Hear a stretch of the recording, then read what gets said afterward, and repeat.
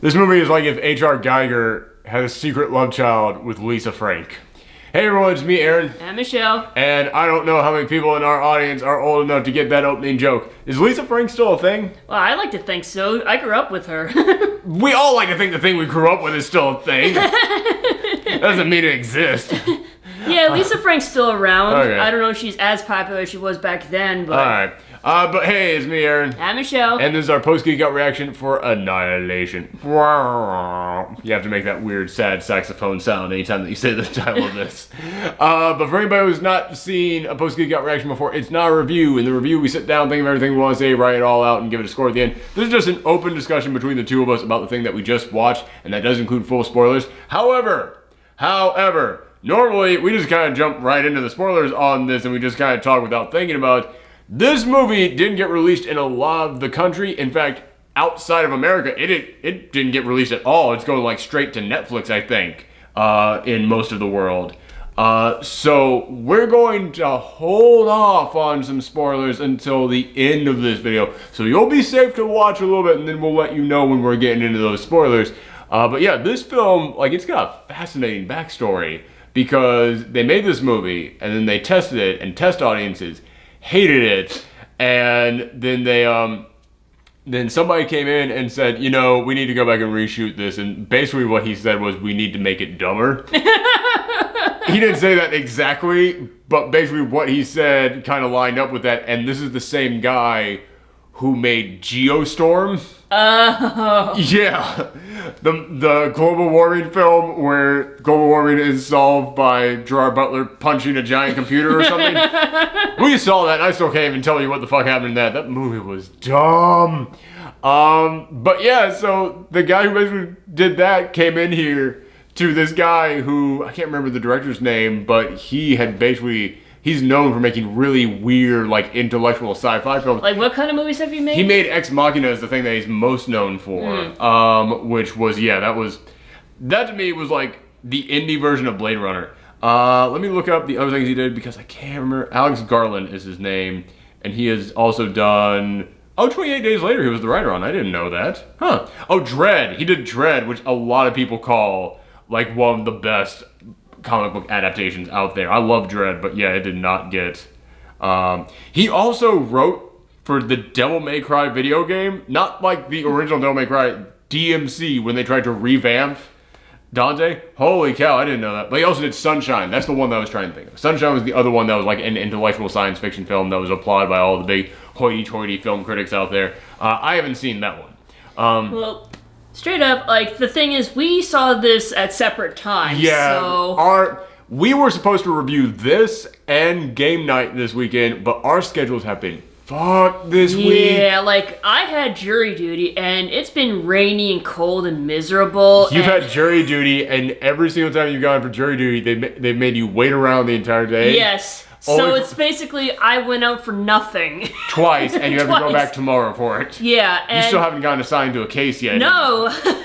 And the thing is, like, I saw this yesterday, but, like, yesterday it was also crappy out. And not only that, but the trains were, like, were delayed, under construction, and there was a huge line at the theater, mostly because people were seeing Black Panther, and that's great, awesome. It's actually when I got there to see the 420 showing, but the Black Panther was sold out until like 11:30 or something like that. That sounds about right. Which, granted, this is the UA Court Street, and if you've watched this before, you've heard us talk about how crappy the UA Court Street Theater is, because it's the only goddamn theater in Brooklyn for like 2/3 of the Brooklyn area. So everybody has to go to this one theater. Yeah, I either had to do that or the Alamo, and there's like no way I'd be able to... And Alamo is way too fancy, yeah. It's way too fancy for this kind of a film. No, it's actually very appropriate for this kind of film. It's way too fancy to go there with like 10 minutes notice to go there. Right. Because Alamo, you gotta reserve your seats long in advance. It sucks. Yeah, I mean, I guess now that I think about it, we saw Arrival out of the Alamo, so... We saw what? Arrival? Oh, yeah. Which this actually reminded me of. This actually made me think of... This really reminded me of, like, the artsy hipster version of Aliens, John Carpenter's The Thing, and a little dash of Arrival thrown in there. Like, it felt like a mix of all those. And I know that, like, basically you were giving the backstory on how you saw this because you were trying to lead up to we have yet to talk about how you felt about this. And I don't even know how you felt about this. Or Oh, really? Okay. Well, you said like it was intriguing. I don't know how good you thought it was. Oh yeah, I was trying to, since we didn't see this together, I was trying to like hold off. Yeah, on my hold opinions. off on the spoilers. And also like I didn't want to like tell you like great to like get your expectations up or anything, but I love this film. Really? Yeah. You see, maybe if I wasn't in such a bad mood when I entered the theater, maybe I would have been a bit more lenient. We didn't talk about, but you put out a tweet saying your feelings on, and I could feel the fuck everything mood coming from that tweet. They're like, fuck the trains, fuck the theater lines, fuck the weather, fuck the court system for making me go into jail. Like, you didn't even mention any of that in your tweet. No. All you said was, Annihilation was not worth everything I had to go through to go and see it, and I was like, wow, I know every fuck you just gave right there. So I was like, yeah, sometimes your feeling going into a movie can affect that. Yeah, so I might be a bit biased on this. Yeah. Also, now that you brought up that this movie was dumbed down, it's like, oh, that also kind of No, they didn't. They didn't? Oh, they didn't? This was left completely untouched. Oh, okay. But it's why in the rest of the world it's going straight to Netflix, because they're like, this ain't gonna make money. I guarantee you, if I saw this on Netflix, I would not have been in such a bad mood, and I probably would have been more... You thought Cloverfield Paradox was okay, and that is dumb as shit. Like, it's okay to have a dumb movie on Netflix, because, like, you're not really going out to the theaters and dealing with all that shit, so... Man, I talk about this all the time, but when you like judge a film, you're judging not only the film itself, but you're also judging the experience. The time you spent going to the film, the time you spent watching the film, the money you spent on the film, the experience around you watching the film, the audience you had to sit with. Yeah. Like, I really dug Black Panther, but I probably would have liked it even more if I wasn't on the front fucking row of that theater staring at like this. But okay, going into this thing, yeah, like I said, I love this film. Do have some complaints, but I know that you were like, did you like it at all? Did you? It was interesting. I just thought it wasn't like as amazing as everyone thought, as everyone like praised it to be. But that's the thing about this film is that the trailer for this made it look like a sci-fi film, and it is a sci-fi film. But make no mistake, this is also a straight-up horror film. And horror is one of the most subjective forms of entertainment out there. What scares one person won't scare another person. And this was hitting all of my beats. Like, all those things that freaked me the fudge out were in this movie. Because the two biggest things that scare me, well, three, but the third one's kind of like involved in the first two. One, the woods. This is them going into the woods a lot, but it's also them going into abandoned areas out there. The second thing that freaks me out, having your body turn into something that you can't control. And that's what this entire film is. And the third one is not being able to run or get help, which kind of goes with the woods.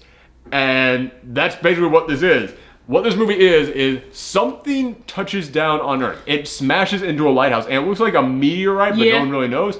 But when it hits, like, basically just a slow motion explosion happens, and it took me a while to realize, oh, that's not a slow motion explosion. That's just what's actually happening. Just like when it hits, like... Yeah, it's like some sort of like a field, like a dome sort of like expands. And it looks like a Skittle bag just exploded almost, because like it's like a rainbow just kind of like slowly building and slowly... Like a puddle of gasoline. You see? Yeah. That's good. That's good. Yeah, like you see the rainbow colors. That's exactly what it looks like. Yeah. Just slowly like stretching out, or like when somebody blows like a giant bubble and it's got that rainbow sheen to it. That's kind of what this is. And it's slowly building up, and then like cut to 2 years later, and Natalie Portman is this professor who used to be in the armed forces. I think she was military. I'm guessing because I know her husband is military. Her husband is played by Oscar Isaac, and man, I really was not digging this movie when it started. Because when this movie started, like, it was laying everything on thick. And, like, because this guy comes up to her, like, his fellow professor comes up to Natalie Portman and is like, we're having a barbecue this weekend. Would you like to come? And, like, talking just like that. And then that's the thing, is, like, there was a lot of explanation, but not enough, like, emotion. Okay, I'm gonna go ahead and get right into this. I was gonna build up to this. I was going to like praise this a ton and then come in here with my big complaint, but there's no way you can't talk about this without getting to what my big complaint is.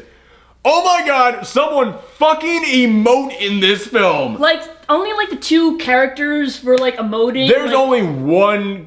I wouldn't even go two. Like one character in here emoted, and it was the paramedic. Yeah. Yeah. Like when she popped in here, she was the only person acting like a human. Yes. Towards the end of this, when Natalie Portman is running into some terrifying shit, like she starts emoting as well. Yeah, it's like it's easy to emote when like something extreme is going on, but like the subtlety during the subtle moments, but like every other moment, it's man. I talk about this when I talk about the DC films, and everybody's like, "Oh, the DC films, like they're trying to be more intellectual," which I don't even think anybody even says that anymore. I think that crowd is gone. I think that crowd was like, "What the fuck have I been applauding all this time?" I think they finally woke up to that. But I've always said, no. Like Man of Steel and Batman vs Superman, they trick you into thinking it's intellectual because the easiest way to make you think something is intellectual is what art students do in their films. Which is have someone staring off into the distance, just talking very slow, in one tone. And oh my god, this entire film is fucking that. yeah, it's like they don't like really even like make eye contact when they're like talking. They're all just off into the distance, just staring. And it works. Like I brought up the not Justice League. That's the one that didn't do it. But I brought up the DC films because if you've watched this before, I've complained about a lot in there. We haven't seen a lot of other films where that's done poorly. This is another film which I gotta say, yeah, man, that was done so poorly in here. Although, like they sort of have an explanation for that, but like that's a bit of a spoiler at the end. Yeah, we'll get into that a little bit. Basically, I'll just say a little bit of the explanation is that they're all very damaged people. Yeah, they every single one of them has a really messed up backstory. Yeah, and it's like they even like say that it's like, why are you here? Like we're all here because like we have nothing like left in our lives, so we don't care about going. There is one. Jennifer Jason Leigh is the worst example of that in this film. Because she is like the commanding officer. She's like the one leading the mission into the Shimmer. She's also the therapist. She's the therapist for the group. And she has the least emoting of anyone. Like, even when someone gets attacked by a big monster, she's just talking like this the whole time. She sounds like a bored teenager, honestly. Like, someone just sitting there, like, picking grass off the ground. And that's what she was doing a lot. She was, like, fidgeting. She was! Yeah! She was fidgeting. She was, like, picking her nails. She was, like, flicking her pencil and stuff like that. So it was, like, that is an interesting little, I don't know, like, quirk. Yeah. But it didn't really... Like, character trait? Yeah. Yeah, but it didn't really, like, develop. It did. No, it did. And, I mean... It didn't, like... develop her character. It was just there, so... And it is played up so goddamn much in here. Like, there is one moment in which they're asking, why are you going into the Shimmer? And she's like, I sit here watching it get bigger every day. And I send one group out there after another, never returning. And it's like, I'm saying it literally like she is. And she's not even staring at anything. She's just staring at the table, just scratching it. Yeah. And like, the entire time she's like, she has, anytime that she's sitting down, she's doing this. Just her face like this. And there comes a moment later in this film, again, I'll avoid the spoiler for now, but there comes a moment where they like they reveal something about her character and make me go, oh shoot!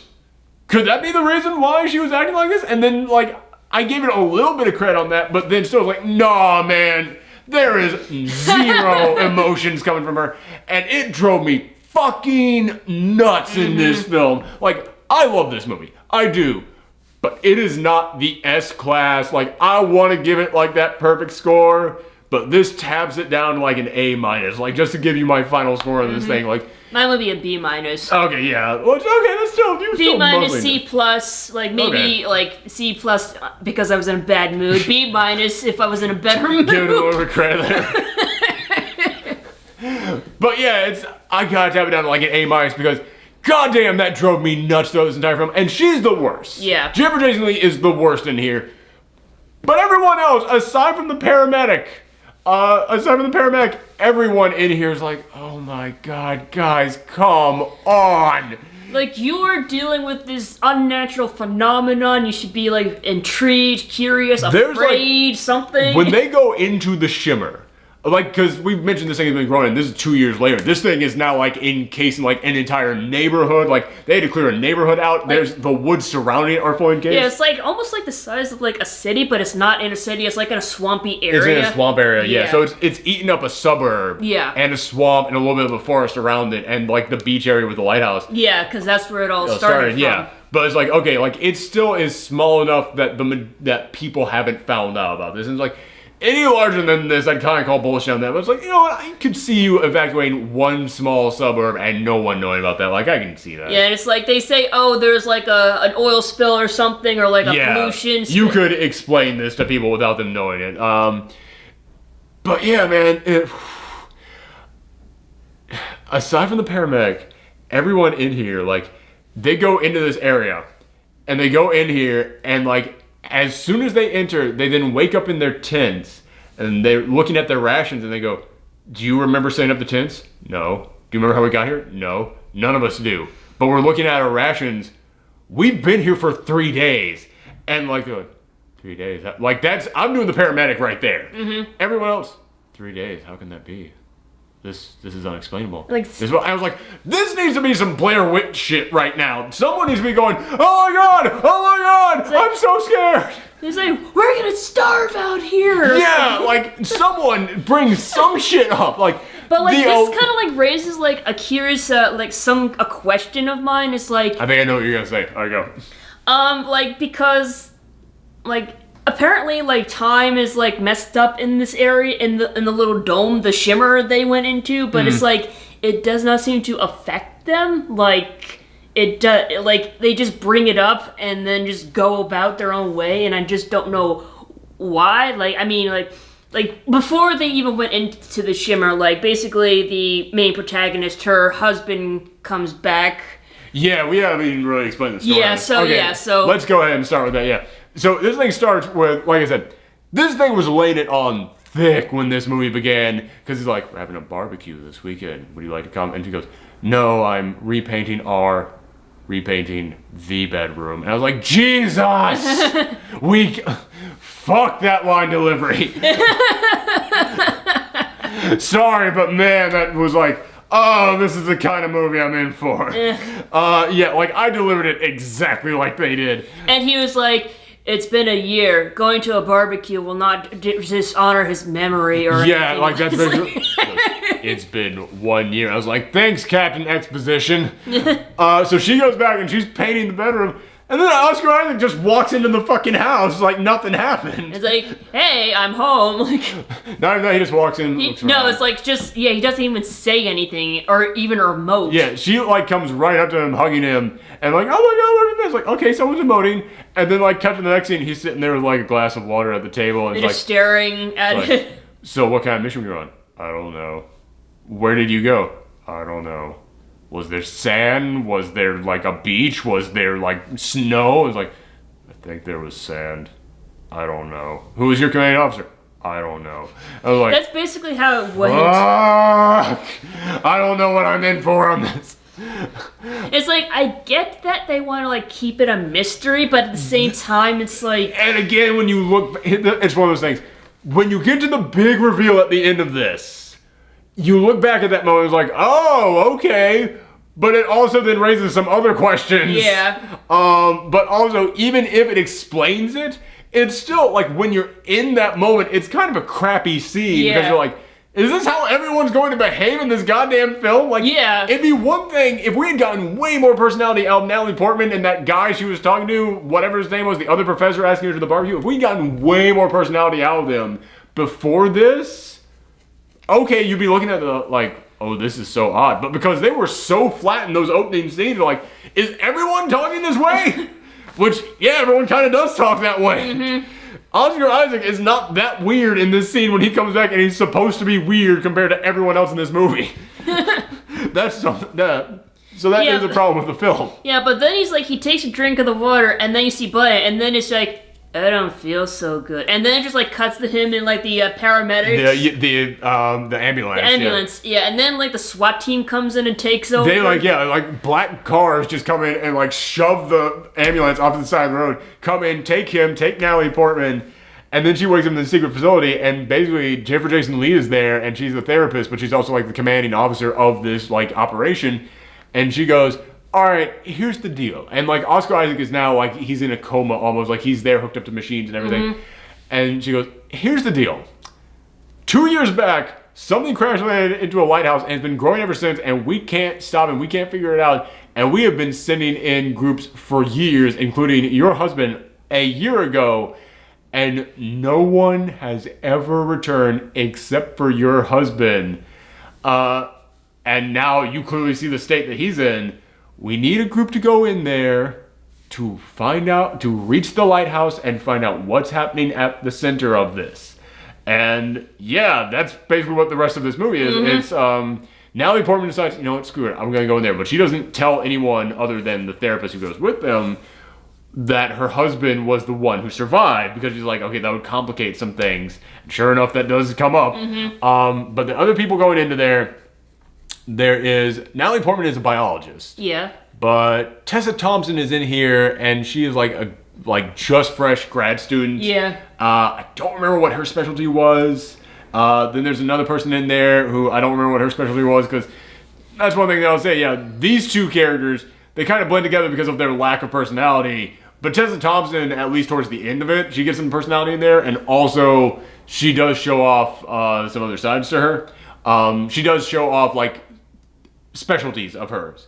The other lady in there, like the really thin lady, I don't know what her gig was. I don't understand like what her point was at all.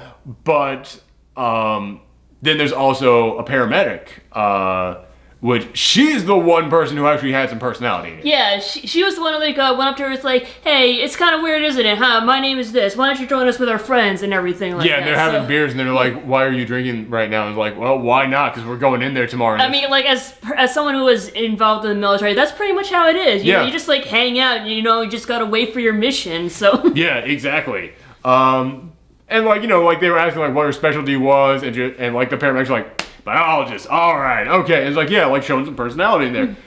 So they all end up going into the shimmer. And like I said, as soon as they get there, they wake up, and it's 3 days later, and they don't know what happened to them. Yeah, but, like, that never really happened again. The whole time skip. It felt weird that it only happened when they went in there. Yeah, and it's like, yeah, I don't know. Like, because there was a moment in here in which, like, this thing keeps cutting back and forth between the actual mission and Benedict Wong in a hazmat suit talking to Natalie Portman, like interviewing her after like all this had happened. Yeah, it's in the future after she arrives back. Like basically, this like the whole story is like her explaining what's going on. That's what it is. Yes, well put.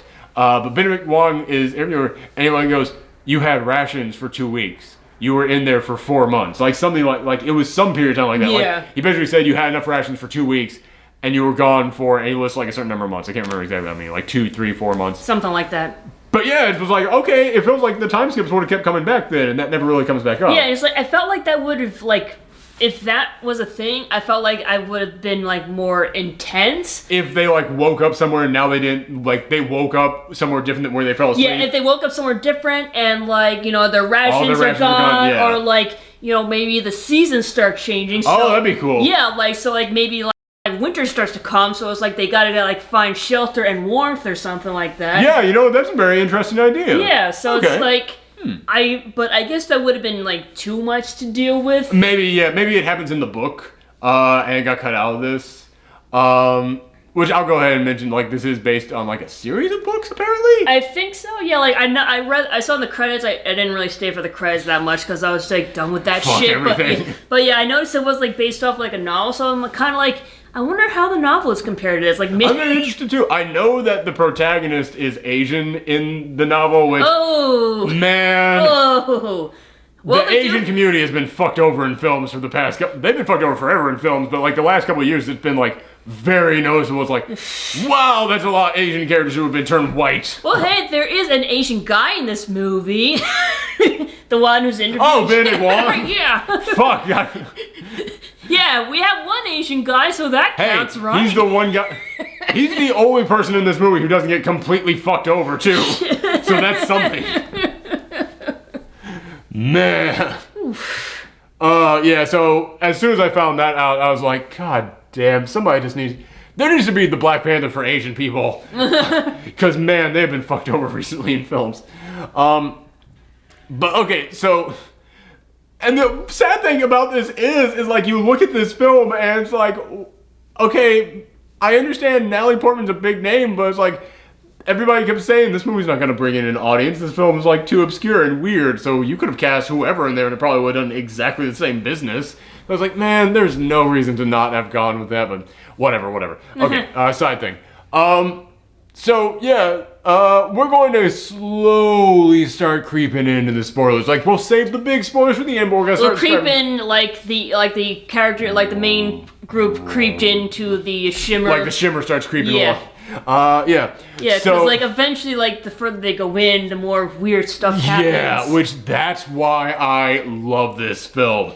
My favorite type of horror, like, I mentioned the stuff that really does freak me out, but the way to, like, build horror with me is slowly just get worse. Like, a lot of people hate the first Paranormal Activity film, and I fully understand it's a very flawed movie, I get it.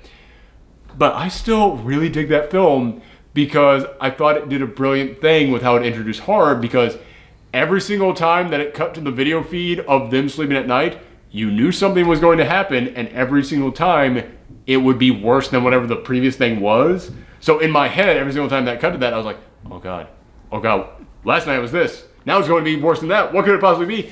That's what this whole goddamn movie is. This whole movie is, well, that was fucked up, and now we're getting closer to the source of it all. Well, so every single time that they went to something and it was worse, I was like, oh, fuck, Well, man. Here's the thing, like, here's another, like, beef I have with this movie. It's like, there's, like, a lot of space between what happens, like, the weird things that happen. So I kind of felt like it dragged, like, I've heard this complaint a lot from people. Like, I understand you want to build up suspension. Yeah. But at the same time, it's like, we already know stuff is going to happen, so there's really no need for any more suspension. After I saw this, I listened to what other critics had to say. Like, I always hold off on listening to reviews until after I've seen the movie itself. Yeah, me too. And a lot of the critics I saw were like me. They were praising it and loving it. But I listened to the Double Toasted guys, who we've been listening to them forever, and we love those guys. Yeah. They were 100% on your side. They were like, this movie is so fucking, like, they were like, take half an hour out of this goddamn film. But, so yeah, a lot of people out there agree with you. I love the pacing and timing of this, because, like, yeah, I was with it. I was like, whenever it would, like, take a long time to get to the next thing, I was like, oh, fuck. And it was like, or it would go for so long that I would finally let my guard down. They're like, okay, we're not going to run into anything. Oh, fuck, something's coming again. Well, like, another thing is, like, I felt like it didn't really build, the bad things didn't, like, build up enough. Okay. So it's like, basically, the longer you have to wait for the bad thing, the bigger the bad thing should be. That's my theory. Okay. So that's another thing. It's like, you feel like the build-up didn't match the payoff. Right. Okay, I can understand that. Yeah. Again, horror is very subjective. Yeah. Just because we're disagreeing on this doesn't really mean that either of us are wrong about it. It's just, hey man, for some people it's going to work, for some people it's not. But for me, it absolutely worked because when they first get there and they slowly introduce this idea, because they see all these flowers and they're like, these are completely different breeds of flowers, but they're all coming from the same stem, meaning they're all the same plant. It's like, okay, what's going on?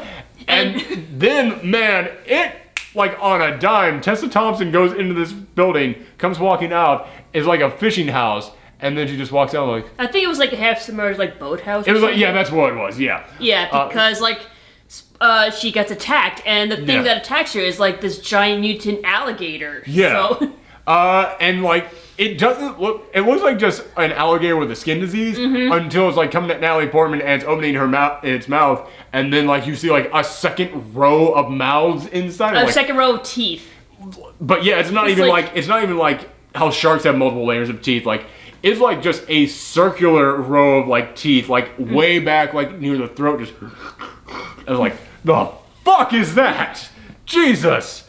So I was like, okay, like, I thought this was gonna be like a sci-fi film, which it is, again, but the moment it got to that, I was like, oh, this is horror. It's a sci-fi horror, basically. Which is why I compare it a lot to Aliens. Yeah. To Aliens and The Thing. But yeah, After that, they end up just traveling a bit more, and they end up like talking about their messed up backstories and stuff, and each of their individual reasons for coming there. But they end up arriving at this military base, and it's been completely abandoned. And this was the base where Oscar Isaac's character had been stationed with his troop before that. And they go in there, it's completely cleared up, but they see like notes that they left for them of things like, here's our watch cycle. So clearly they were there for days, like having to watch the perimeter. It's like, oh fuck, what's out there that they were having to watch from? And I was like, oh, what's out there that they were having to watch from? Yeah, so again, I was in it. But when it really started to get me, I'm not a big fan of body horror, except that when you do it in that way that, like I said, that, not like body horror, like, oh god, here's this gross thing happening to someone, but when it gets to that level of, you're turning into something and you can't control it, this is where we're going to start getting into spoilers. So everybody kind of tune out, you know how we feel now, you can tune out now, but okay, get into the spoilers of this thing. They find a camera there, and they pop it open, they take the memory card, well, they find a memory card. They take the memory card out of it, pop it into the camera that they brought with them, and they watch it. It's like Oscar Isaac and his entire crew, and they've got somebody, like, held down, like, they just fighting to get out, and Oscar Isaac is just like, shh. Which, one of the theories that people had about what happens to you when you go into Shimmer is that you go crazy and kill each other, and it looks like they're doing that, because it looks like, yeah, this is a snuff film that you just turned on here. And Oscar Isaac takes out a knife and starts cutting open this guy's stomach. And when it cuts it open, it's just like a snake inside him. Like an eel or like it's like an eel or something, like a giant worm. Yeah, something. like just... Except it also looks like organs at the same time. Yeah, it looks like the intestines, but it's like it's wiggling around. And it's like, it's taking up the entire stomach. You're not seeing like multiple organs in there. You're just seeing one long thing just over and over again. Just like one long thing like wrapping around itself. Yeah, just slithering around over and over again. And they're looking at this being fucked up. And I went to the gym like the 2 days before we went and saw this, and I recently just started going back to the gym for the first time in years, so I've been sore the past couple times I've gone, and I worked out my abs for the first time in probably my life, and like my abs have been killing me. And right before I went to the theater, I changed my shirt and I looked in the mirror. I had red spots all over my abs. And when I was sitting in the theater watching that scene of them cutting open this guy's stomach and just a snake just going around, I was just like, oh no. Everything cool down there? Okay. Exercise is bad for you. It'll give you worms in your stomach. So yeah, so that got me a little bit. But man, the moment that I really started to fall in love with this film is after that, they find the body of the guy they found in the video, but now they were doing this in like a pool, and the pool's been completely emptied out. Yeah. And this guy, you just see his legs sticking out of the wall and a giant fungus growing around it, but then like 3 feet above where his legs are, his torso is sticking out of the wall, and like the top half of his head is growing like in a different direction, and like his torso and bottom half of his head are totally normal looking, but the top half is just a skull and it's been twisted going in a different direction. I was like, Jesus fuck! Like, it was the kind of thing that made me find this film so interesting, is that that's horrifying and kind of beautiful in a weird way. Like, yeah, it's like all the fungus and like mutated flowers and everything. It's really beautiful. It is. And then you have like a mutilated corpse sticking out of it. It's like, Jesus Christ. That's kind of just how nature is, you know? Yeah. And I mean... Damn, nature, you scary. But also gorgeous. Yeah, man, it was kind of like, yeah, man, there's no real, like, pattern to this shit. It's like nature forms beautiful shit, and then it's, like, horrifying with it. And this is, like, nature forming that beautiful, horrifying stuff around a guy. Who, yeah, it's like nature has, so obviously, like, whatever hit the lighthouse was fucking with nature, so that's why everything is beautiful, but also dangerous and messed up. So. Yeah. And that really comes into play in the next place that they go, because after this moment, like, one of them, the one who I thought was kind of like the least interesting member of the crew, she gets attacked by this weird giant bear thing and gets dragged off into the woods. It's like, oh no, it's that girl. Yeah. Oh, boo-hoo. Again, it's you really only care about like a handful of these. You care about Natalie Portman's character because she's the protagonist. You care about the paramedic because she's the only one with personality. That's kind of it. Like, the therapist was interesting. Yes. Because she was so odd, but other than that. Which, let's go ahead, now that we're in full spoiler mode, there's a moment in which they cut to Benedict Wong in the present, and he goes, "Did you know that she had cancer?" And I was like, oh, does that explain why she just had no emotions about anything? No. Like, there was a second in which I thought for a second, I was like, oh, because of, like, the horrible shit going on, like, that explains why she really wanted to go in the shimmer. Like, fuck it, if I'm gonna die, I'm gonna do something special with this. I'm gonna, like, try and, like, complete this mission in time, find out what's at the center of this. Also, like, but it didn't explain, like, man, I can explain you being a little morose about it. Yeah. But to the level when she's just like, I don't care about anything. I'm like, alright. Although that is, like, an ongoing theme in this movie, like, growing cells, you know, whether it's tumors or cancer or, like, this alien thing that's happening. Which I thought that was going to be a thing that came back, because the next spot that they go to, they find, again, something that was beautiful but horrifying. They find plants that are growing in the shape of people, but not just, like, standing there, like, like a character started glitching in your game and now they don't move. Yeah. Like, no, like, there's a, like, adult plant reaching out to a child plant. Yeah. And it's not like the plants are moving around. They're just growing in the shape of how people, like, look. And that's when they realize, like, I think she was a botanist, is what she was, Tessa Thompson. She basically looked at it and she realized, this whole thing, it's a prism. But prisms reflect light, or they can reflect sound. This is reflecting everything, including DNA. No, it wasn't. It was refracting. Okay. So there's a big difference. Yes. Yeah. So basically, it was like everything that goes into the shimmer becomes everything else. Yeah, like everything. All of your DNA, everything starts Everything shimmering. gets distorted. Yes. And it's like, which is why they could not communicate with the outside world with their walkie-talkies or anything. Like the sound gets Bounce right back. Yes, it gets all messed up and everything. It's like, you know, reflecting is like when you bounce off, but like refracting is like when it kind of like shifts. Okay. Yeah. Okay, but yeah, so basically like, but inside of this, like, everything is just going back and forth in between itself. So everything is sharing its DNA with everything else in there. And I was like, when it mentioned that she had cancer, I was like, oh, is that going to be a thing that comes up? Like, the survivors here get cancer as well because, like, they shared her, like, genes or something? Like, she started shifting around. By the way, Natalie Portman in the present has a weird, like, Ouroboros tattoo, like an infinity tattoo on her. I don't remember seeing that before she went in there. Was that a tattoo on someone else's arm that, like... It was her husband. It was on her husband's arm when he returned. Interesting. I noticed that, but... I didn't notice that, yeah, because I didn't even notice...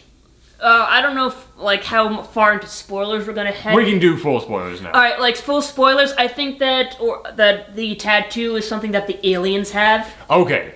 Oh, okay, I get it. Okay, that makes sense. Okay, I understand now. So, basically, when they get to this location, and it's just full of all these plant things, and they discover, it's like, okay, that's what's happening here. Like, the DNA of anything is being shared. It's like, you see the paramedic, she looks at her hand, and, like, she sees, like, her fingerprints moving around. And that's why I said this is the kind of horror that really gets me. When your body is turning into something and you can't stop it, when you have no control over your own body, that freaks me the fuck out.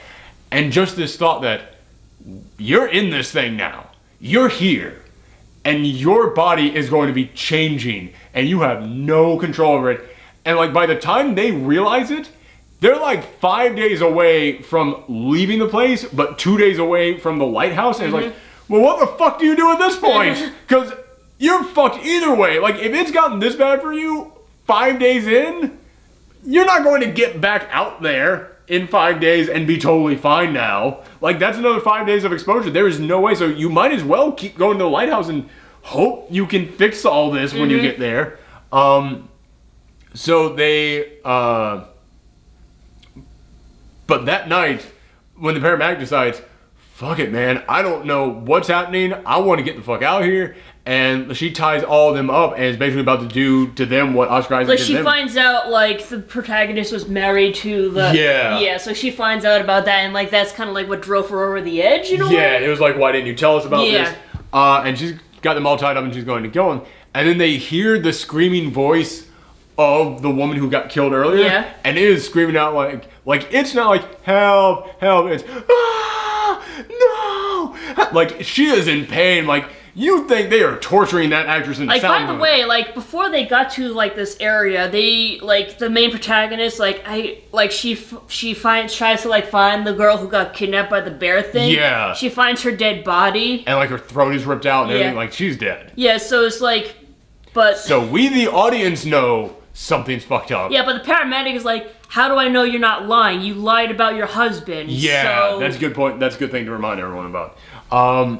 And so she goes running out, and then, like, after she goes running out, then the bear that attacked them comes back, except that, like, it looks kind of different. Like, now, like, the top half of the bear's head is just a skull. Mm-hmm. And, like, it is just lumbering around, and, like, it comes up to them and starts sniffing them in the chairs, and it opens its mouth, and when it opens its mouth, you hear that woman screaming. Yeah. And they realize, like, later on, after they survive this whole experience, they realize, yeah, because of how this place works, and we're just all sharing, like, parts of our existence with each other, when this bear killed her, its final, like, death screams, like, the final moments of fear and terror and just her voice were stuck in the thing that was killing her. Mm-hmm. So as this thing is going around, like, man, it is the most freaky idea for a monster I've ever seen. Like, this idea that not only is it some giant bear monster, but its voice is the screaming death rattles of your friend who was just murdered by it. It's like, holy shit, this is some creepypasta stuff right here.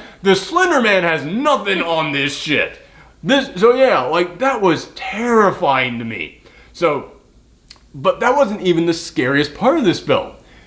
For me, the thing, like I said, the stuff that frightens me, the scariest thing in this film for me is the very next day, Jennifer Jason Leigh decides, screw it, I'm going there by myself, I don't care if you're following, so she just leaves. She leaves in the middle of the night. Yeah. Like, after the bear attack, she just leaves. She just gets up and goes. And then the next morning, they wake up and Tessa Thompson is just like, she's just sitting there looking at the plant people, and she goes, the doctor wants to discover this. You want to fight against it. I don't think I want either of that. And she's looking at her arm, and blades of grass are growing out of her arm. Like, they mentioned, like, she cut herself. Oh, you're right. Yeah, so it's actually plants growing out of the scars where she would cut herself. Fuck, I didn't think about that. So, yeah, it's like, it's kind of, I feel like she was just accepting her fate. It's like... She was kind of a suicidal person to begin with. Yeah. And this was her just kind of like, hey man, this is me being allowed to, like, die but also still exist. Yeah. She's like, I get to go on and become something else now. And, like, you see, like, she goes walking away, and then, like, Natalie Portman's like, wait, what? And then she looks up at her, and now you actually see, like, little buds of flowers form out of her arms. And then, like, Natalie Portman goes running after her, and she, like, walks behind someone else, and when she comes out behind the other thing, now she has actual full-blown flowers coming out of her. Yeah, it's, like, coming out of her back, too. It's like, and then, like, you turn the corner again, and all you see are, like, these flower people everywhere, so you don't know which one that she turned into. Yeah, she goes, like, chasing after her, and you see, like, one last shot of, like, her leg going around the corner, and then when Natalie Portman turns the corner, it's now just this big neighborhood it's like this abandoned neighborhood that is now full of all these, like, plant people, like, and they're just statues. They're not moving, they're not talking, they're just statue people. And she's looking around, and she has no idea which one that she is, because she's just fully become this, and like, Jesus! Like, that, like I said, the idea of your body turning into something and you can't stop it is terrifying to me. That sequence, even though she was like, I'm fine with this, I'm accepting this, this is what I want, I was like, oh my god! Like, it terrified me. Well, it terrified you, but, like, I kind of found it comforting because of the fact that she accepted it, and, like, she was okay with it, and it's like, oh, these plants are beautiful. I don't mind turning into something that's beautiful. Like, and again, it's like, yeah, again, horror is subjective. It's like, I think that is what they wanted you to feel. Yeah. But for me, it's like, no, this is my nightmare. Like, you're okay with it. If I was in that situation, I'd be plucking out my own arms trying to get that shit off me. Get it off! Get it off! Man, I would be shaking like I was on a drug trip and I had bugs on me. Just, ah! Hey, buddy. Beach! Yeah, so then it gets into the final end of this, and man, this film, even though it's terrifying, it's beautiful because she gets to the beach and there's crystal trees growing on the beach. And it's like, god damn, that looks so amazing. And then go to the lighthouse, and this is when it goes full H.R. Geiger. Yeah. Like, man, they get in here, and yeah, it's just this big, like, overgrown, like, it looks like veins growing throughout the lighthouse. It was almost like coral. Yeah, in a weird way, kind of, yeah. And there's just a burnt up corpse there. And this is the last big spoiler of the film, so tune out if you still think like, maybe I can still... No, okay, last big spoiler. They go in there, there's just this burnt up corpse in there, and there's a video camera, which is one like little thing, is like that video camera was there for a year. And like it still operated just fine, the battery hadn't died, but it's like, okay, I'll weird the powers of the shimmer, it's fine. Energy is shared among everything. So she watches it, and it's Oscar Isaac going, I thought I was a man. Now I don't know anymore. I can't go on like this. I don't know what I am anymore. It's like, have you ever seen a phosphorus grenade go off? It's kind of bright, so hold your eyes. So he takes off the grenade, and I was like, if he killed himself, then A, who came back, and B, who turned off the camera? Like, that was a weird question I had. Like, who turned off the camera? He goes, you go and find her, right? And then you hear Oscar Isaac's voice off camera go, yes. I went, the fuck? Like, that was one of the biggest mind trips for me in this entire film, is that then he blows up, and after he blows up and you see his, like charred skeleton there, you then see Oscar Isaac walk in there and look at the camera and turn off the camera, and I went, oh my god, that's why he was acting so weird. This is some pod people shit. Yeah. Except the pod people aren't even trying to take over. It'd be like if the pod people just existed and they don't know why they exist, and they don't even they don't want anything bad to happen to other people, but hey, fuck man, it's kind of like what's happening. So it's like, and yeah, it leaves you sitting there, it's like, who even okay. Like, I kind of had a feeling that that's what was going to happen, simply because, these, basically this alien life form is trying to, assimilate with our life forms. Mm-hmm. By the way, I think Assimilation would have been a better title for this movie. Yeah, but it would have... It feels, like we said, someone came in and said you need to dumb this down. It feels like the title of this was what... Yeah, it's like, I felt, but at the same time, it's like, if you named this Assimilation, it would have given away, all the spoilers. Yeah, like, the shimmer is what I feel like it should have been called. Yeah, the shimmer, that would have been an interesting one. But as I was sitting there, I was like, yeah, but I could even tell you, mainstream audiences would go, the shimmer, what the fuck is that? That sounds girly. Let's go ahead and bring this up. Is that I love that the entire crew, the 5 women who go in here, they're all women, and it only gets brought up once in here, and it's when Natalie Portman goes, all women, and they just go, all scientists. And it's like, yeah. It kind of reminded me of the Ghostbusters reboot, with the... I can see that, except nobody's pissed off about this one. Yes. Well, that's because it's an original thing, not based off a really popular movie from the 80s. Yeah, you're not taking something that a group full of dude bros grew up with, going, this is the greatest thing ever. It's all girls now. Grrr. Don't get me wrong, I know it's not all dude bros who were upset about that. I understand. It's the anger at the Ghostbusters film is a very gray territory on that. So it's man, there's a lot of sexist douchebags out there. There's also some people who actually have a point about why they're mad about this. So yeah, it's I'm not casting shade on anybody for hating it. It's it's kind of a weird thing. But it wasn't an original thing, but dude, I just love the fact that it's yeah man, how many times have you seen a movie about a group of scientists who went into a place and it was all dudes, and no one brought up the fact, why are we all men? Anybody gonna question? No? Okay, fine. It's it's totally believable that a group of 5 scientists would all just happen to be 5 women. And it's I love that it's that quick of a thing, because it's no, it's very important that we just come in here and it's we're just 5 scientists. That's very important. It just happens to be that we're all women. Mm-hmm. But so, at least that's how I feel, is one thing that I have learned is that men should never come in here and go, this is why this is important to women. It's we should really shut the fuck up and let women explain why this is important to women. It's oh, hey, that's interesting. It's I don't know, when they got their packs on and they're going into the shimmer, it's oh, hey, this kind of reminds me of the Ghostbusters reboot, but then after that, it didn't really cross my mind. This did not become the Ghostbusters reboot after No, that. it was just that scene, you know, I get that, I can see that. But that's it. The fact that they were all women didn't really cross my mind at all whatsoever. Which I think that's the important thing about it. Yeah, it's Here's the thing.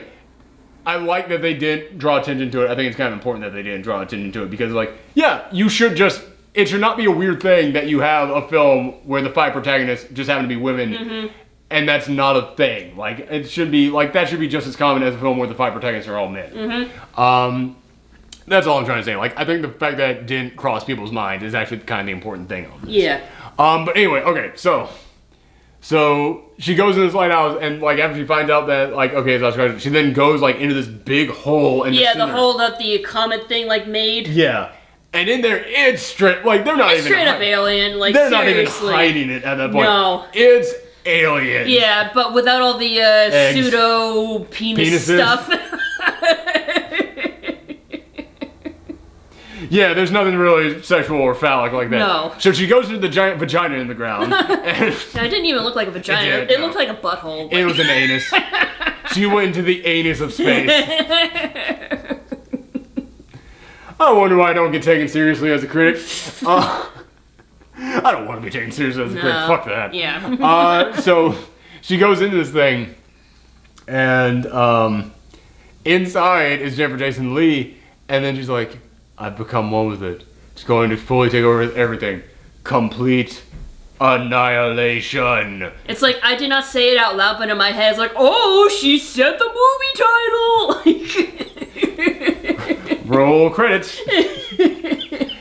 But then she, like, vomits up the sun. Yeah, and I was chuckling at that part, like, Oh, okay. yeah, I was like, that seems kind of silly, because she was like, She's straight up, like, puking, like, fire hose puking sunlight everywhere. like, I felt like she was, like... Again, I thought it was cool, but we're not coming from the same spot on this film. No, it's like, the stuff she was throwing up was really cool looking, but the way she was throwing up kind of seemed silly. Okay. So that's it. Fair enough, but then she eventually just gets engulfed in this, and it turns into some giant, like, just amorphous blob, and then it forms, and then, like, a drop of blood from Natalie Portman gets sucked out of it, sucked into her, and then the blob turned into this weird humanoid thing, which, man, even though this film looks beautiful, it clearly was made for a budget, because, like, I was looking at this, like, that's someone in a suit. That is clearly someone in, like, a green shiny suit. It honestly reminded me of Green Man from It's Always Sunny in Philadelphia, when Charlie suits up in the Green Man skin. It's like, it's kind of like that. Yeah, but it's like, I felt kind of, it was like, that was like a really weird and kind of like unsettling because it was like uncanny. Yes. Yes. Which that's what it's supposed to feel like, yes. Yes, and the music was like very bizarre too, so it like... That was the one scene where I really noticed the music, because the music is very downplayed and yeah, subtle it's in very this film. subtle, but it's like during the climax, like the music was just like blaring and it's very unnatural music. Yeah, it is. Like I said, it's that weird trombone, like synthesizer, like not like the Nolan stuff, like the it's not the Inception noise. It is a and it's like vaporwave that got really messed up. Yeah, it's really it's slow motion fucked up vaporwave played backwards is what it is. Yeah, and it's like at first this was like, oh god, this is so weird and unnatural, make it stop. But then the scene went on for like a little longer, so it's just like, okay, this is just okay, get on with the next scene. And stop playing that music, it's really annoying. So. You damn kids with your music. No, but it's like that's the thing, is like if they just like cut that scene down, it would have like been more effective. That I feel like again is what the big divide on the two of us is with this movie. I was fine with the length of this. I was fine with how much time they were taking. But you were like, okay, I get it, fucking move this, like, because I feel like what you're saying is that anytime that, like, you were, like, digging something in this film, it kept going. Yeah. Yeah, and again, I listened to the Double Toasted guys, you're saying word for word how they felt on this thing. Yeah, it's like, I feel like that with, like, whenever something weird happens, because it's like, oh, this is weird, I don't like this is not normal, but then after a while you get used to it, so it's no longer weird to you.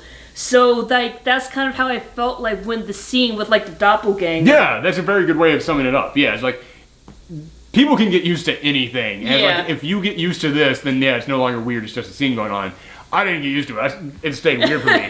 But, yeah, like, the doppelganger, like, it's this whole, like, sequence of, like, she tries to move for the door, and, like, it moves for the door the same way. Like, it's mirroring her in every way. Again, I wish she acted more, because... No, seriously, no. No, I get what you're saying. Go for it. Seriously, if I found a doppelganger of myself, I would like wave my hand in front of it to make sure like it actually was copying my moves and not just going at me because I happen to be there, you know? Oh, yeah, I see what you're saying. It's like, do something more than just like go from side to side and stare at each other. I thought what you were trying to say is, I wish you had acted more, because I couldn't tell the difference between Natalie Portman and the Doppelganger. I thought that's what you were trying to say. Oh, that would have been a good joke, but no. I was being serious there. Yeah. And like, honestly, this kind of reminded me of like the Ocarina of Time, where you had to like fight Shadow Link. Yeah, because it copies your move, and it doesn't... And fuck that guy? Yeah, pretty much. That's one of the most frustrating bosses in game history. Man, am I the only person who had to cheese dick his way through that battle? Just like, I'm just gonna load up on fairies because I know I'm gonna hit him every time he hits me, and eventually, fuck it. And that's pretty much what happened with her. Like when she went for the door, the Doppelganger went for the door, and eventually, like she crushed her against the door. Basically, like when Natalie Portman finally tried to get out of the door, it like pressed itself up against her, and like there's this moment which it's putting its hands over her hands. And I was like, am I about to see, like, it merging with her? Yeah, I thought that was going to happen, too. It's like, nope, they just end up falling to the floor. So, honestly, that was, like, a really disappointing, like, face-off. Which I think the reason, like, I'm looking back at first, like, I think it almost was supposed to feel almost like kind of a rapey scene. Like, it was getting against her, like, because, like, the idea of, like, something is happening to your body and you have no control of it, like, yeah, you're not reading too much into that. If you look at the end of this thing that is trying to take over your body... and it looks like it's trying to rape you as well, like, I don't think I'm reading too much into that to try and go, like, yeah, I see how one thing is kind of like a metaphor for the other thing. Yeah. But then there was, like, the flash grenade. Yeah, but, like, what I'm saying is, like, I think I might be reading too much into the way that she got pressed up against the door, because I think, like, it's copying every single one of her movements. Right. So I think the fact that she's getting pressed against the door by it caused it to get itself pressed against the door. Right. So exactly. So basically, her own actions were smothering itself. Yeah. So it's like, again, that's kind of an interesting way of looking at that. But yeah, she, like, basically, like, gets it, so she grabs one of the flash grenades, like, hands it off to her, and then, like, pulls the trigger on, and then, like, is able to get away, and then the thing, like, catches on fire. But, like, it's just kind of, like, looking at itself on fire. It's like, it's like, if you're supposed to be copying each other's move, like, wouldn't you be running out the door, too, with her? Well, I think, again, it's kind of like a mirror thing, whereas, like, she was moving backwards, so it was moving backwards. So she just kind of, like, but then again, yeah, she did run for the door, and the thing didn't run for the door anymore. Yeah, so it's like... Yeah. So... Yeah, and another thing is, like, it's like the Doppelganger was, like, looking down at the grenade and then, like, looking up, and then it just exploded. It's like, that seems like a cartoon. Fair enough. Yeah, it's like looking down, like... It was a little bit anticlimactic. Yeah, and then... Yeah, I'll even say that. Yeah, like, anticlimactic. And, like, even after, like, the grenade went off and the Doppelganger was on fire, it's like, oh... I'm on fire now. Like, which, that I was actually kind of okay with, because it was like, this is a thing that it doesn't know what being on fire is like. So it's like, there's just a different feeling for it, like what's happening to me. Would it feel pain? It eventually did. Like when you saw it like going back for like the center, like you could tell like then it was like, oh, this is a new sensation. Like, was it like... Oh, wait, I don't like this sensation. It's like, oh, I need to escape. So it was like trying to go back to its home, which was the base of this thing. It's like, because it was almost like a child, like, I don't know what to do with this, like, must get help. And it's like, yeah, its only help was like its home. Like it was trying to go back to its big womb thing there in the center, like. Like Monster Hunter, when the monster gets injured and it goes back to its home to heal. Yeah, fine, that's the way I think of it. We know what game you've been playing lately. Yeah. I started this thing off by talking about Paranormal Activity. We make weird references to anything on this. Yes, we do. So yeah, like I was okay with that because it was like this feeling of like, it doesn't know what pain is. It doesn't know what fire is. But slowly it's learning, and as it learns, it's able to learn, oh wait, pain is bad. This is not good. Oh, I need to escape. Oh, I don't know where to go. Like, I guess so, but like because everyone else's acting was so flat. Fair enough. Yeah. It's like, oh, this is just a flat actor too. Yeah. Everybody's flat. Yeah, it's that feeling of just, I'm on fire now. This reminds me of a time when I was not on fire. So yeah, basically then it ends like, she burns down the creature, burns down the lighthouse, and then the shimmer stops. Yeah, I felt like it was, like, hive mind. Yeah, exactly. It was Yeah. all basically one thing. Yeah, like Which, I mean, that's what the shimmer was. It was Yeah. causing everything to become one thing. Yeah. So, yeah, it made total sense for that. Like, you know, this is not one of those things where it's like, oh, if you beat the big robot, you stop all the tiny robots. It's like, no, this is like an actual thing where it's like, no, the entire premise of this is everything is one thing. So if you kill the one thing in the middle, you kind of kill it all. But not quite. Yes, and that is the very weird stuff. Wow, you just bit me. Bah, bah, bah, bah, bah. Wow, yeah, she got a chunk of that knuckle. Bah, bah, bah. Yeah, you don't get to sit on the lap now. Take that. So, yeah, when she gets back, she's now got that tattoo on her, and she doesn't know where it came from, which, I was looking back on it, and I do kind of want to watch this again, like, watch, like, what happens with the tattoo, because there is a moment after she fights the alligator, and she goes, oh, yeah, I got a bruise on my arm, I don't know where that came from, and it's where the tattoo is going to form, so, like, oh, shoot, I kind of want to watch this again just for all that. So I think the tattoo like symbolizes like the alien merging with your DNA. I think so, too, because when she gets back, she goes up to Oscar Isaac, and she says, I think his name was Lee, I think he goes, are you Lee? And he goes, I don't think so. Are you, whatever her name was? And he goes, I don't think so either. And like, then they just kind of like hold, and like, it's kind of like this robotic, like, I guess this is what humans do kind of thing. But then like, towards the end of it, you could see that emotions actually were starting to form in them. Mm-hmm. They actually were kind of starting to care for each other. It's like, okay, how much of each other is still alive in this thing? And like, what exactly are you now? Like, yeah, because like, you see a close-up of their eyes, and their irises start, like, glowing, like, different colors. So it's like, to me, I kind of felt like that was, like, the aliens taking over. Kind of like... And it's like, we did not destroy the aliens, they just took on a new form, and now that they are more aware of, like, how life is on planet Earth, it'll be easier for them to, like, take over. Oh, see, okay, because I'm coming from a very different point. I don't view the alien as like it was here to conquer. No, but like that's the thing, is like it was just trying to survive. Yeah, and the way it survives is by assimilating with other life forms. So and I feel like it's not just survival for it. I feel like that's also kind of like how it learns. Like I kind of feel like it's this thing which is like, yeah, being one thing is good, right? This is what we should be, right? Like I feel like that's kind of like how the alien thinks, is like, no, this is the natural state of things. It's just for everything to exist as one. But so, like, you think, like, once the lighthouse got burnt down, they realized it's like, oh, there needs to be more than one thing. Not exactly. What I view this as, again, I go back to, this is kind of a pod people film.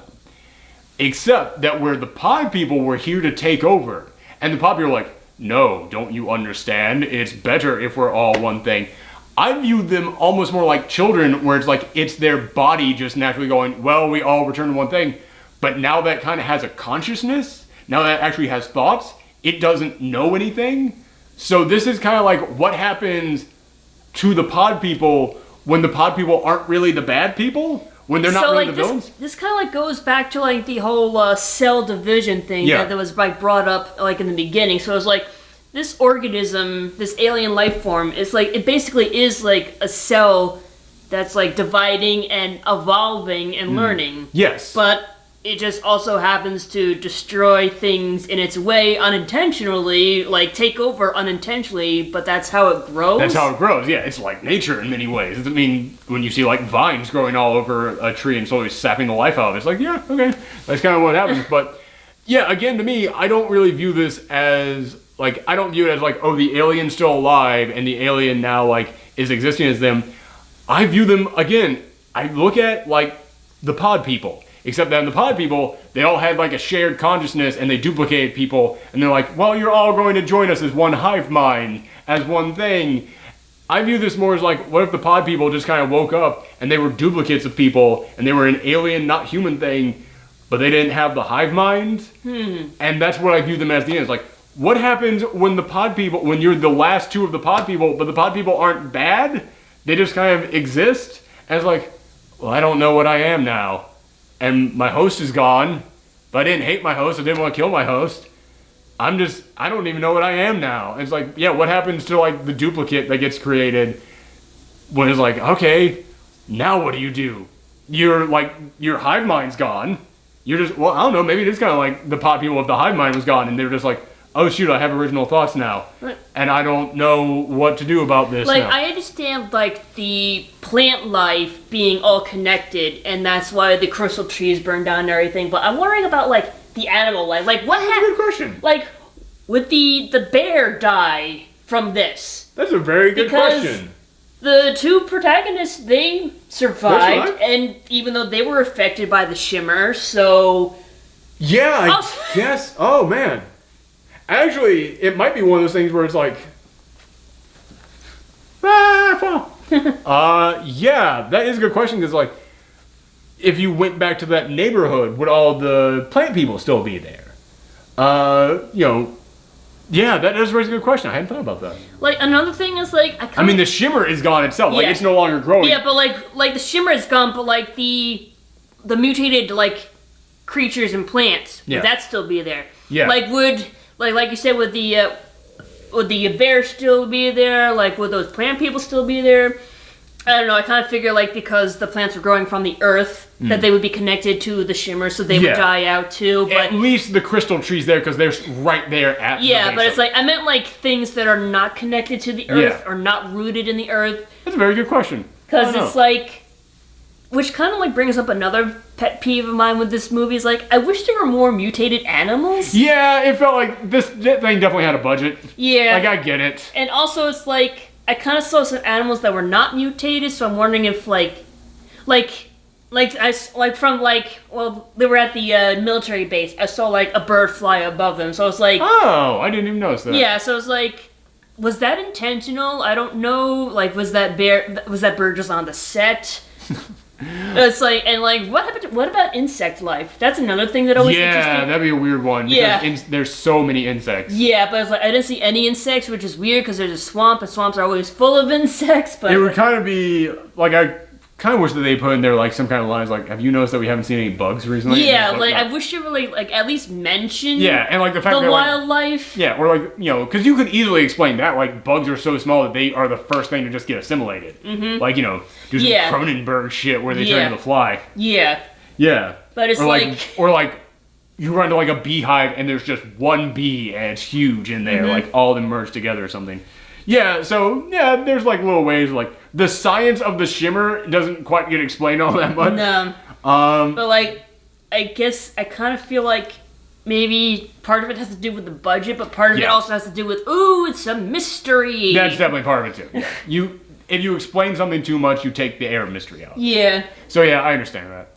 But yeah, so in the end, man, I really dug this film. My only big problem with it is just fucking emote people. Like, just how robotic and just, I don't care about anything. Everyone was. Yeah, like, it drove me nuts. Like, it made sense if, like, the aliens were the ones that were not emoting, but the fact that the humans were not yeah, emoting... again, like, when you now know what you know about Oscar Isaac, it makes you look back to, I don't know. And it's like, oh, shoot, like, okay, I get why you're acting that way. But everyone else in here is so fucking flat, too. It's like, yeah, man, you're not that weird. If this is the way that everyone in this world acts, you'll be able to, like, blend in just fine.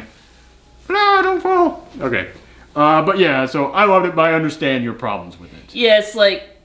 Part of it felt like, especially during the climax, it felt like a cross between, like, a weird music video and an indie film because of, like... It's kind of got a music video vibe to it, I'll get you. Because there is so much music and because there is so many weird visuals, and I'm just like... I could picture some Nine Inch Nails playing over that final. Get you closer to God. And it's like, oh, okay, I can deal with like a short indie film or like a 3-minute long music video, but it's like the fact This that is 2 hours long. yeah, And I'll admit, I had no problem with the time, but anybody who complains about a movie that being more than an hour and a half long, like, I understand. and it's like enough with the weird shit. It's like Stop being weird! no, it's like it doesn't. The movie does not feel like evenly distributed. Okay. Like it's very flat in the beginning. Then like whenever weird shit goes on, it's like too much. But then it's like a bunch of nothing. Then a bunch of weird shit. It's like Okay. I see that. it's like basically I'm really saying get on with the next scene. Get on with the next scene. Get on Okay. with the next scene. Okay, I did not feel the way that you felt about that, but I understand how you feel. Like, it's not like you're describing stuff in this film, and I'm like, I don't see it that way at all. It's like, no, I see it that way. I just happen to like that thing about it. Yeah, like, and you just happen to not like that thing about it. And again, I was in a bad mood, so I guess I just kind of wanted to go home. Wrap it up, movie. I got a dog to play with back home. Yes. Alright, so speaking of that, we need to wrap this up. Speaking of things going on forever, this went on like half an hour longer than I expected it to, but we had a lot to talk about on this. Yeah, it was like, it's one of those, it was like, you told me this was a movie that, like, I should see in order to, like, discuss it with you, and yeah, definitely, like, even though I was, like, in a bad mood and didn't want to see the movie, it's like, yeah, this would have been a lot more awkward if I did not see this. Okay. Yeah, also, you would probably want to see it after I describe it, and it's like, so I'm glad that, hold on. Dog! Our dog was eating the Switch. She wants to play. She wants to play. Alright, so let's go ahead and wrap this up. But just letting you guys know, we've got 2 more videos coming up later this week. As I said, our schedules have been fucked. So I wanted to get 3 reviews up this weekend, but they're being spaced out. So we are going to be reviewing Game Nights, which I'm very much looking forward to. I've heard great stuff about that. And also, I figure as a married couple that likes to hold game nights, we should probably see this together. But we're also going to be watching that new Full Metal Alchemist movie because people have been requesting that. So we've got those coming up later this week. And then, of course, next weekend, I've got a boatload of movies to review. And I'm not even going to drag you to any of those because I know that we're probably going to be busy and it's going to be hard to see these movies again next weekend. So next weekend, it might just be me seeing 3 films back to back. But yeah, I don't want you to see these 3 films. They all look terrible. So thank you guys for tuning in and come back next time. Bye. Bye.